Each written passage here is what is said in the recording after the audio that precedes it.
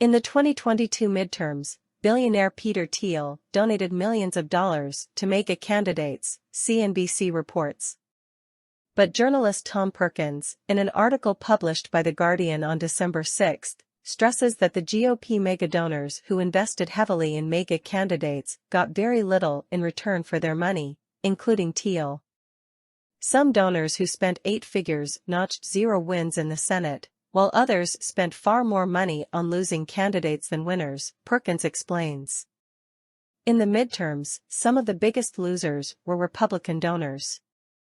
Among the clearest of those losers is Mehmet Oz, who self-funded much of his own failed run for office, loaning his Pennsylvania U.S. Senate campaign about $22 million, or about 55% of the roughly $40 million he raised.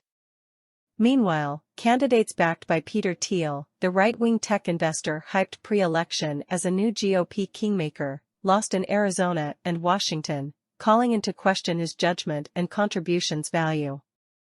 Perkins continues, other megadonors and PACs came out behind despite spending hundreds of millions of dollars collectively on multiple candidates who lost, according to Open Secrets, a campaign finance watchdog, and federal campaign records.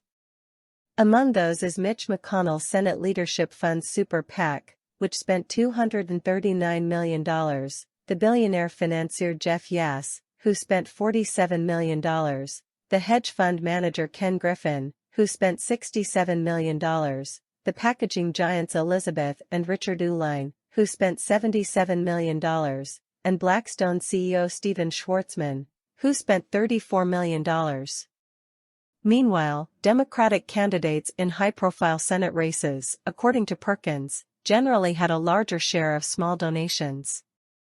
Gunnar Raymer, political director at the conservative firm Longwell Associates, told The Guardian, voters have real concerns over crime, inflation, gas prices, and the economy.